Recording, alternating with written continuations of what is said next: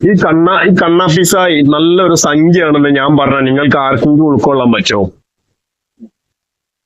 മതപരമായിട്ടുള്ള ഒരു കാര്യം പറയാത്ത ഒരാള് ഈ ഒരു എന്താ പറയാ ഇപ്പൊ ഇങ്ങനെ ബിഗ് ബോസിൽ പോയിട്ട് ഒരുമാതിരി വായായി തിരിച്ചു വന്ന ഈ സായിന്റെ കമന്റ് ബോക്സിൽ ഒരു കമന്റ് ചെയ്തിട്ടുണ്ടായിരുന്നു. ആ കമന്റ് ഇതാണ്, ഒരു പാവാട എന്നൊരു ലെവലിലൊരു കമന്റ് ആണ്. അതിൽ മതപരമായിട്ടുള്ള ഒരു സാധനം അയാൾ പറഞ്ഞിട്ടില്ല.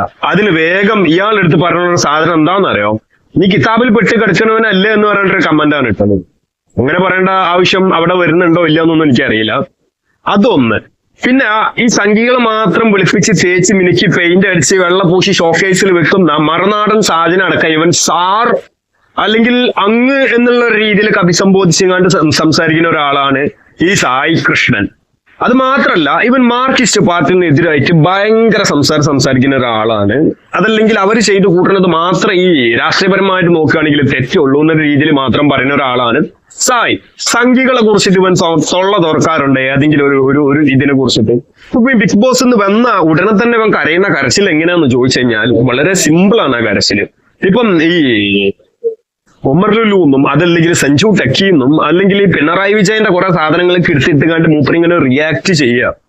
ഇവിടെ ഈ കങ്കണനെ അടിച്ച ഒരു ആർമി ഉദ്യോഗസ്ഥ, അത് പ്രശംസിക്കേണ്ട കാര്യമല്ല. അത് സംഖ്യയായിട്ടുള്ളൊരു എന്താ പറയാ ഗാന്ധിജിനെ അതല്ലെങ്കിൽ ഇന്ത്യന്റെ രാഷ്ട്രപിതാവിനെ ഒരിക്കലും രാഷ്ട്രപിതാവ് അംഗീകരിക്കാത്ത ആ ഒരു സ്ത്രീനെ, ഒരു RSS അല്ലെങ്കിൽ ഒരു സംഘപരിവാറിന്റെ അജണ്ടപ്പെട്ടുള്ള ആ ഒരു സ്ത്രീനെ തൊഴിച്ച് ഈ ആർമി ഉദ്യോഗസ്ഥ, അതിനെ കുറിച്ചൊക്കെ ഇവന് തൊള്ളറക്കാൻ പറ്റുന്നുണ്ടോ?